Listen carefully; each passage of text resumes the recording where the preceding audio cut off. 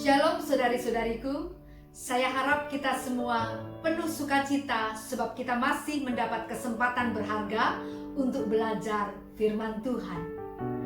Hari ini kita akan menggumuli satu pertanyaan penting dalam hidup. Berapa lama kita bisa bertahan dalam pengharapan? Seminggu kah? 2 minggu? Sebulan? Atau bertahun-tahun dan tetap bertahan? Kendati apa yang kita harapkan tak kunjung datang? Umumnya kita mudah menyerah. Menunggu jawaban doa adalah hal yang tidak mudah. Kita tidak usah bicara tentang setahun atau 2 tahun. Baru beberapa minggu atau beberapa bulan, banyak yang sudah pupus harapan. Teladan kita dalam pengharapan adalah Elisabet. Siapa Elisabet? Injil Lukas pasalnya yang ke-1 ayatnya yang ke-5 menyebutkan, pada zaman Herodes Raja Yudea adalah seorang imam yang bernama Zakaria dari rombongan Abia. Istrinya juga berasal dari keturunan Harun, namanya Elisabet. Jadi saudara-saudari, dikatakan di situ bahwa Elisabet juga Zakaria suaminya adalah sama-sama keturunan Harun. Istilah keturunan Harun di sini bukan sekedar menunjukkan asal-usul leluhur mereka, tetapi sekaligus menunjukkan bagaimana mereka dibesarkan, yaitu dalam tradisi keimaman yang ketat. Sebab kita tahu Harun adalah seorang imam, maka pasti mereka dibesarkan dalam lingkungan yang takut akan Tuhan dan melayani Tuhan, bahkan sebagai tradisi dan juga sebagai praktek hidup.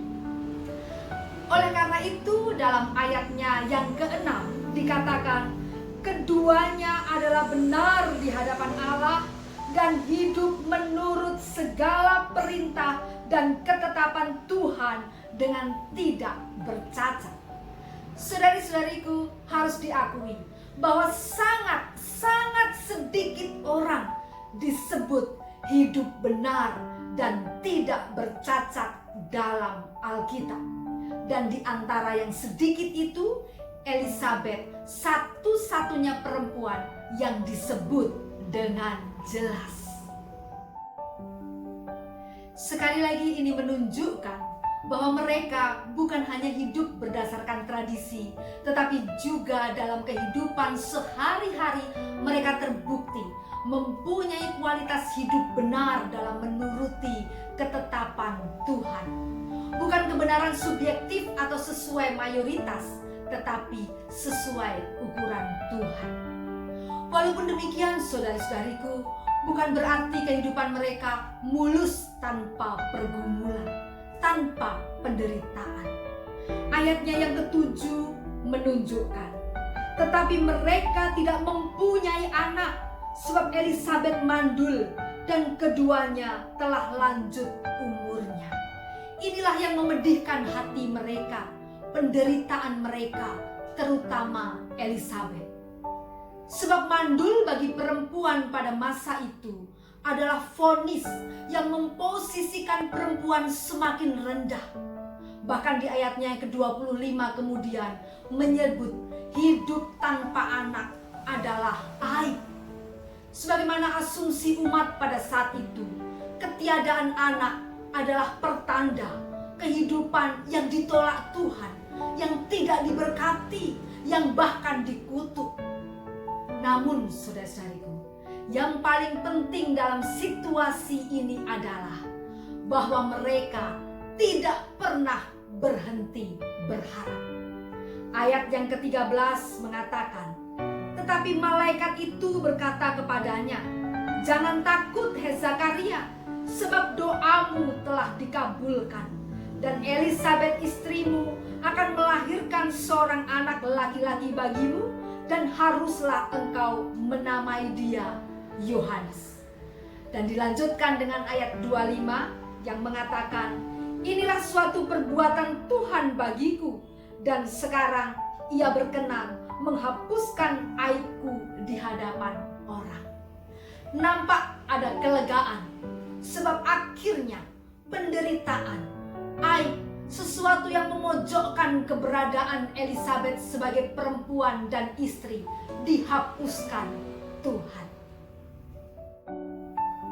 Nah, saudara-saudariku yang dikasihi Tuhan Yesus Kristus, dari perjalanan hidup Elizabeth ini ada 2 catatan penting untuk kita pelajari.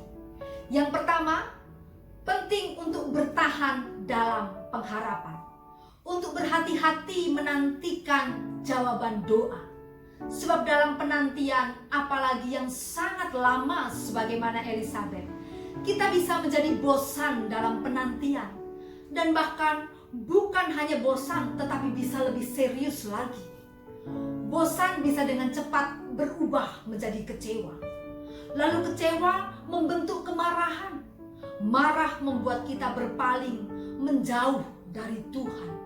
Dan menjauhi Tuhan akhirnya akan memadamkan iman. Serius bukan? Maka kita harus bertahan dalam pengharapan. Yang kedua, catatan kedua adalah dalam keadaan apapun kita harus dapat melihat visi Tuhan dalam hidup kita. Sebagaimana Elizabeth dalam penantian, ia meyakini Tuhan pasti mempunyai maksud-maksud yang khusus dengan situasi yang dialaminya.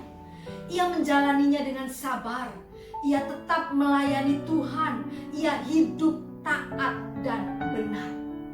Bahkan saudara-saudari, ketika ia mulai mengandung, ia semakin mencari visi Tuhan dengan menggumuli dan mendoakannya dalam ketenangan. Ayat 24 menyebut, ia tidak menampakkan diri kepada siapapun selama beberapa bulan. Artinya, ia memberi waktu khusus untuk memahami rencana Tuhan. Dia semakin menggumulinya, dia semakin menggalinya, dia semakin mempersiapkan diri untuk visi yang akan Tuhan nyatakan melalui anak yang akan dilahirkannya. Jadi saudari-saudari, belajar dari Elizabeth, kita dapat menjadi perempuan, menjadi istri, menjadi ibu yang teguh dalam pengharapan.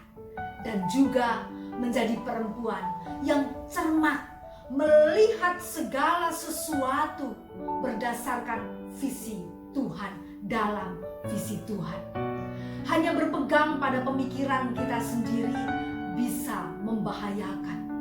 Tetapi melihat dengan cara Tuhan, bagaimana Tuhan melihat, mendatangkan hal-hal besar. Kiranya Tuhan memampukan kita semua bertahan dalam pengharapan dan melihat visi Tuhan dalam situasi apapun yang kita hadapi.